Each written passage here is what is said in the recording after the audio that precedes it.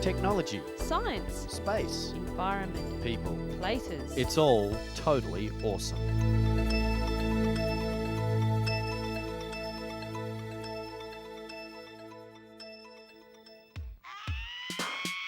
Welcome once again to Totally Awesome. Today we're devoting the whole show to animals. The weird and wonderful, large and small, cute and cuddly, and of course, endangered animals from around the world.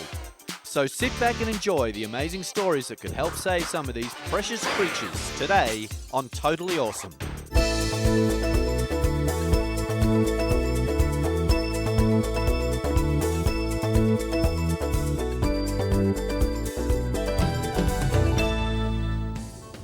Not far from the centre of a major city, this reserve has become a nursery for the water vole. If you've ever read Kenneth Graham's Wind in the Willows, you may recognise the vole as the character Ratty in the story. The tiny mammal was once numbered in the hundreds of millions across the UK. Now their numbers have been reduced to less than 1 million.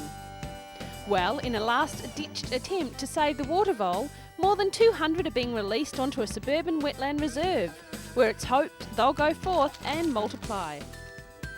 A team of conservationists have come together and with the help of £10,000 in funds have embarked on a project to save the vole. They are slowly releasing about 100 of the furry creatures onto the wetland in the largest reintroduction scheme ever attempted with the species.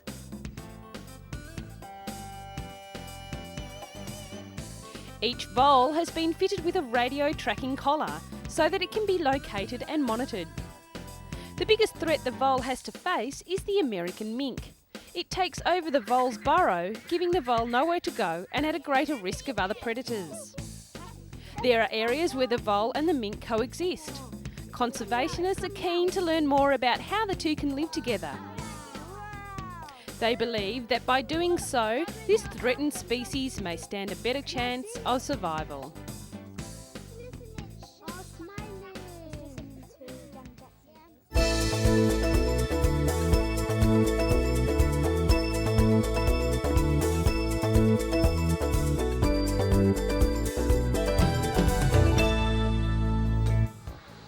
We promised cute. Take a look at this little girl. Tana, an African elephant, was born at the Berlin Zoo in May and has been attracting a huge audience ever since. Zookeepers were initially concerned that the calf's mother, 20-year-old Pori, might reject her firstborn. But according to zoo officials, the mother has become accustomed to the new situation and is doing a fine job in raising little Tana. Elephants are very sociable animals. It's hard to believe that this cute little one will be that big and heavy one day. Unfortunately, the African elephant is on the endangered species list, mainly due to the ivory trade. Ivory comes from the elephant's tusks and has been made into jewellery, fishing hooks and knife handles, among other things. The government has banned the trading of ivory.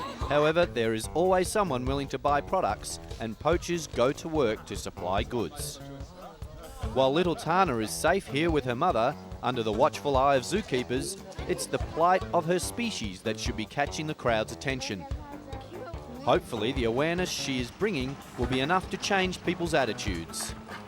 It must have been a busy day for the storks, because on the same day Tana was born, so was Alban, a male dwarf hippopotamus. After being pregnant for 173 days, his 13-year-old mother, Aeanis, gave birth to the 2-kilogram baby. Alban has since gained about half a kilogram each day. Dwarf hippopotami, whose natural home is the forests of West Africa, are also a rare and endangered species due to the destruction of its habitat.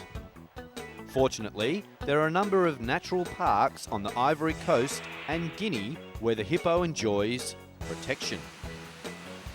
The dwarf or pygmy hippo has some unique features, like the fact that it can close its nose and ears underwater.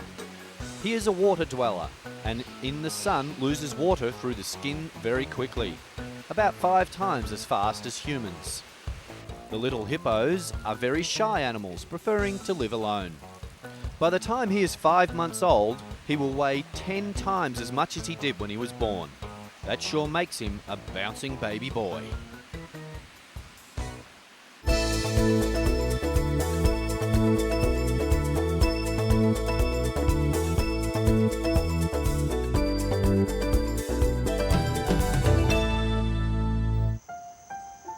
It wouldn't be unusual for you to ask, what is it?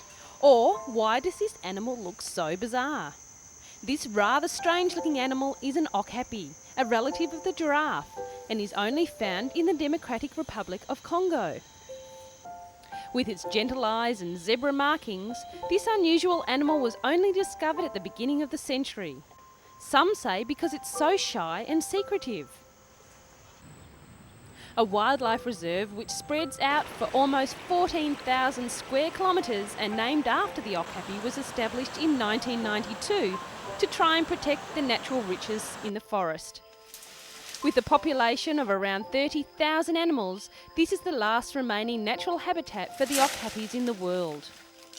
For years there's been a breeding station for captive okapis here at Epaloo. They live in large shady enclosures fed by the local Bambuti pygmies. The breeding program has been put on hold until the war in the area comes to an end. The pygmies trek daily to the nearby forest to collect a variety of leaves for the okapis. These are then washed and hung on the line. It's an exercise that's repeated twice a day. According to park officials, before the Congo Wars began in 1996, the main problem in the park was the poaching of elephants for their ivory and other small animals for food. Now there's an even bigger problem with the discovery of Colombo tantalite, or coltane. Coltane is a type of ore. The tantalum, which comes from the coltane, is used in mobile phones, computer chips and stereos. Earlier this year, the park was invaded by thousands of illegal miners seeking fortunes. To try and solve the invasion, the park officials asked the rebel armies in the area to help protect the rare flora and fauna of the park. The rebels offered to train and arm rangers to patrol the park, but with less than 60 trained and not very well equipped guards to protect the massive areas of the park reserve, there's still little that the Wildlife Authority in Epaloo can do to prevent the poaching. And it's not only the soldiers poaching for bushmeat and ivory who are killing the animals. The miners who flooded into the forest last year also need to eat, adding to the guards' problems. Deep in the Okapi Wildlife Reserve, a guard on patrol searches an old rundown house for signs of life. It's an old mining camp and indicates that people have been illegally digging for coltane. The camp is empty, but earlier this year more than 500 miners worked here, panning frantically for coltane in the nearby forest streams. They cut down trees for houses, destroyed the streams and tore off tree bark to sieve the coltane from the water. The trees without their bark are now dying.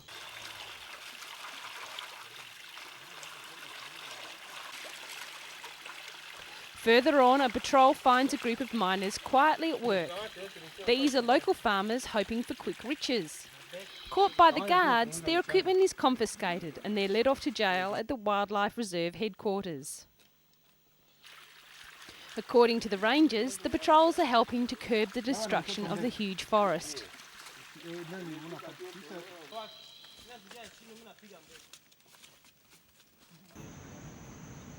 Another ranger shows off a small cache of weapons and recovered tusks, a sure sign that they're slowly succeeding.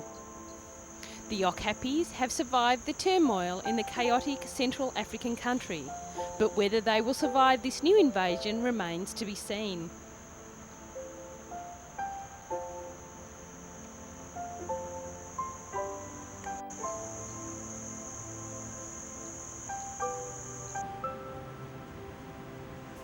From the air, the forest appears to extend largely untouched as far as the eye can see. But closer to the ground, humans are using the forest for wealth, while destroying the environment for the animals.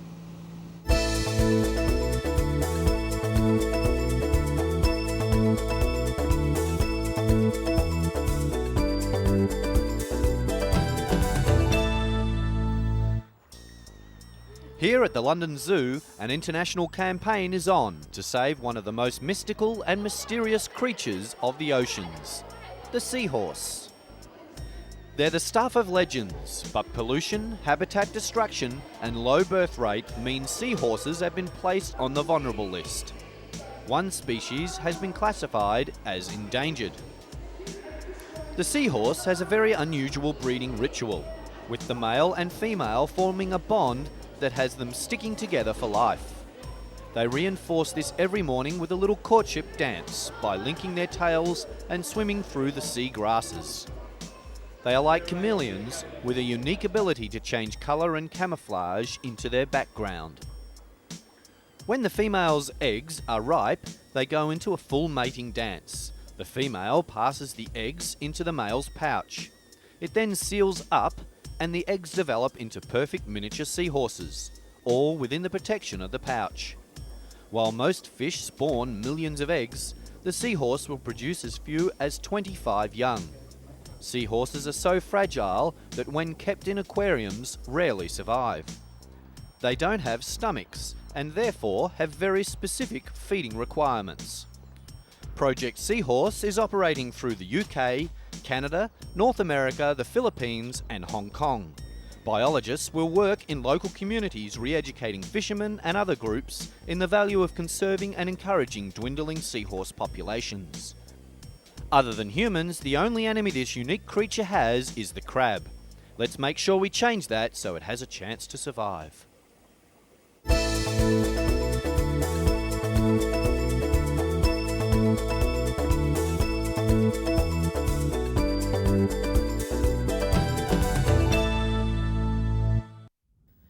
It's a beautiful, crisp morning and the trainers are out for their morning exercise. It's an image that most people around the world can recognise. These stables are very famous in the racing world as the home of the Sceptre, who in 1902 won 4 of the domestic British classics. Now the ancient countryside, close to Stonehenge, looks set to take racehorse training into the 21st century, with technology developed by the new stables manager, Dr. Jeremy Naylor. He is one of the brains in equine performance, and in just a few months his results have attracted owners from around the country. Dr. Naylor's first training success came with Daphne's Doll, who won a major race just a few months after he set up in business. His new approach combines his skill as a former vet and sports physiologist, using training techniques that are commonly used on human athletes. Special electrodes attached to the horses allow riders to monitor and record the horse's heart rate during training sessions. Analysis of the heart rate response and blood samples taken immediately afterwards is downloaded onto a computer, allowing the doctor to assess how the horse's heart and muscles are performing and modify the training sessions accordingly.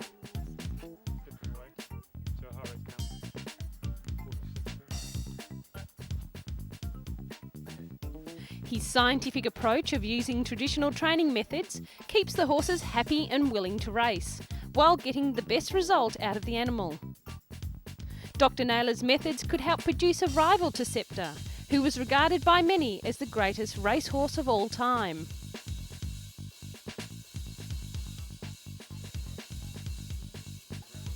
The stables have become a scientific testing environment, and so far the results have been so positive that the next champion could only be a gallop away.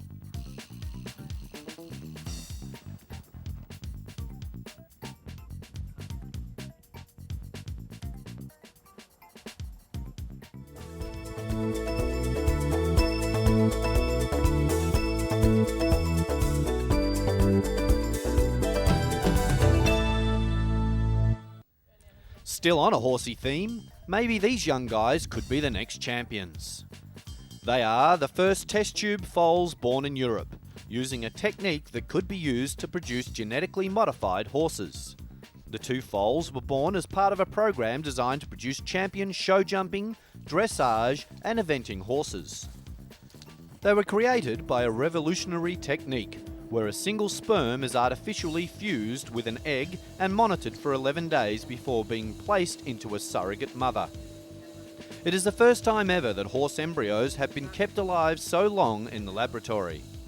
Professor Twink Allen of the Equine Fertility Unit says the program could have a variety of benefits.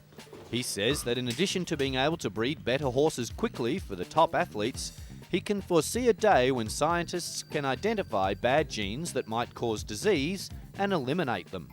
The work could help in the conservation of threatened species and make it easier to breed champions.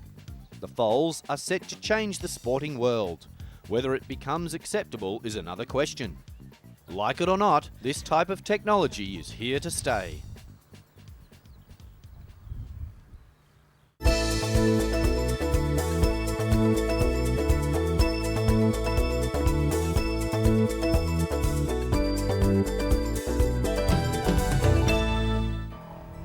On a sunny morning off a coastal village in Vietnam, fishermen start a new day feeding lobsters in their pens.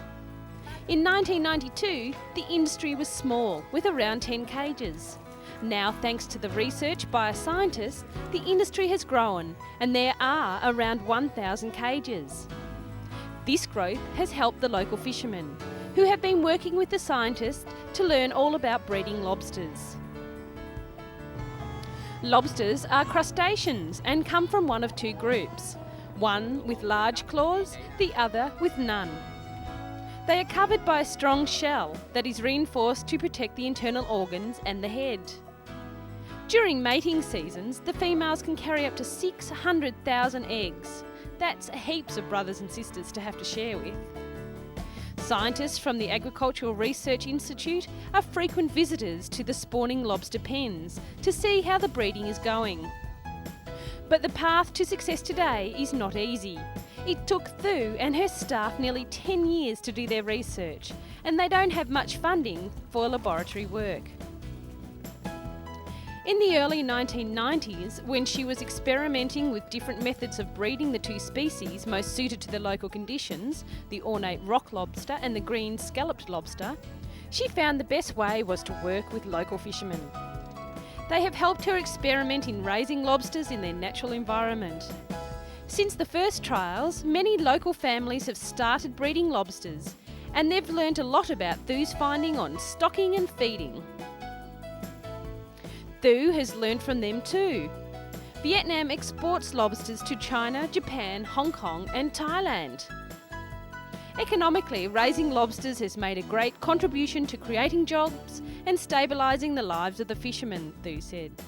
Scientifically, we need to study more in order to make this business sustainable.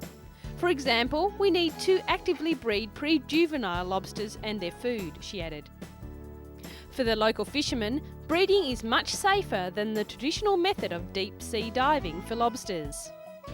They have built thousands of pens, which are placed about 4 metres deep.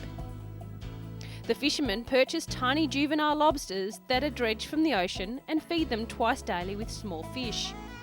However, Thu and the fishermen are discovering environmental issues that need to be addressed.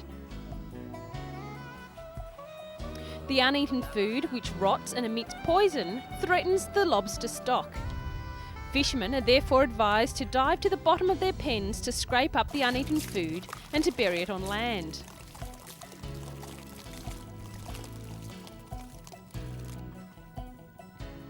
The new methods of breeding lobsters have brought big economical benefits to the coastal villages in Vietnam.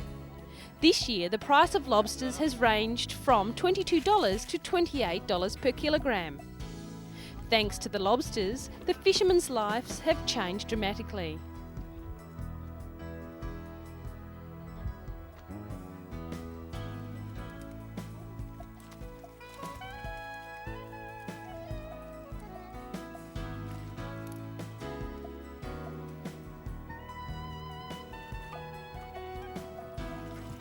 The lobster is a popular and expensive dish in a restaurant.